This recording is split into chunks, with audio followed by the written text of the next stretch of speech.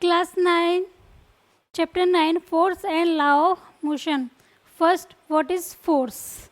Force is a push or pull of an object that produces an acceleration in the body on which it acts.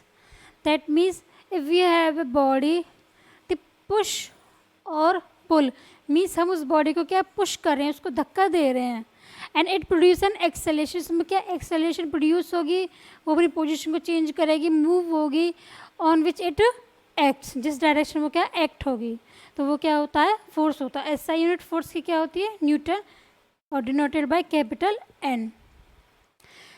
Basically force जो है वो it can change the speed of the body. Body की क्या speed को change कर सकती है, direction change कर सकती है, and change the shape of the body. Body की शेप को भी चेंज कर सकती है. There are two types of force, balance force and unbalance force. First is balanced force. Balance means equal force. क्या बैलेंस होगा, suppose we have a chair and chair के ऊपर हमने क्या रखी हुआ है, ए बुक रखी हुई है, a book. Suppose if one apply force on this direction 25 Newton, sorry 25 Newton, and second apply in this direction 25 Newton. So in both the directions we have equal forces 25 and 25, then we get zero force. That means net force is zero. They nullify one another, so resultant is zero. These are balanced force.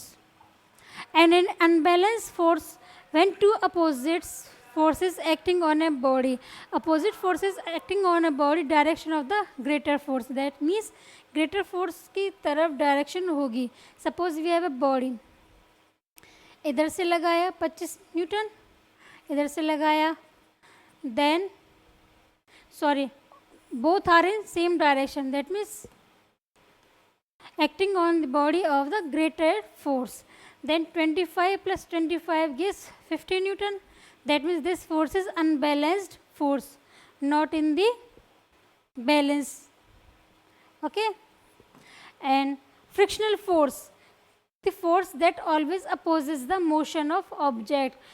Object से motion को opposes करती है always, उसको क्या कहते हैं, frictional force. These are laws of motion.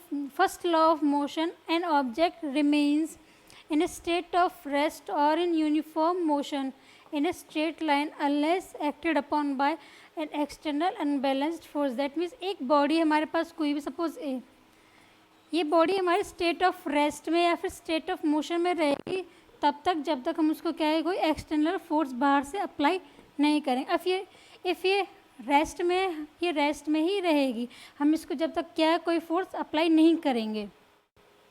Second law of motion, the rate of change of momentum of an object is directly proportional to the applied unbalanced force in the direction of force. That means force is directly proportional to rate of change of momentum applied in the direction of force.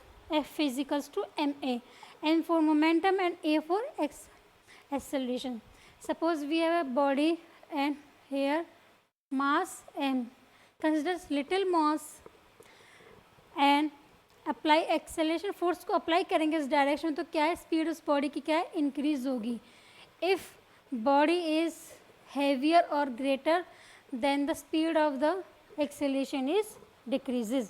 Force is directly proportional to M A, mass and acceleration. Third law of motion, to every action there is an equal and opposite reaction. Force always in pairs, pairs में होता है ये. Momentum, what is momentum, the product of mass and velocity, product of mass and velocity, and have same direction, direction same होगी that of the velocity. Velocity की जो direction होगी वही उसकी डायरेक्शन होगी. SI unit is kg metre per second. 1 newton is equals to kg metre per second square.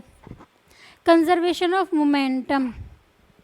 If the external force on a system is zero, external force on a system is zero, momentum of the system remains constant रहेगा, ना तो वो create हो सकता है ना destroy होगा. That means in an isolated system total momentum remains conserved. Suppose we have two bodies A and B. Mass of the body consider ma and mb. Initial velocities ua, ub, and after collision, when they are collide, we get velocity of va, final velocity, and vb. That means there is an isolated system, total momentum remains conserved. Inertia, tendency of an object to restate a change in their state of rest or motion. That means उसकी क्या restate करेगी change को, जो किसी भी position में है, या तो वो रेस्ट में है या फिर मोशन में है. SI unit is kilogram. A body with greater mass है ग्रेटर इनर्शिया. जिस बॉडी का ग्रेटर मास होगा उसकी क्या है, इनर्शिया भी ग्रेटर होगी. And in last page we can see before collision और after collision. And before and after collision we have equations MAV mu A, MAVB ये क्या है before collision के लिए है, and MAVA MEBB क्या है after collision के लिए है.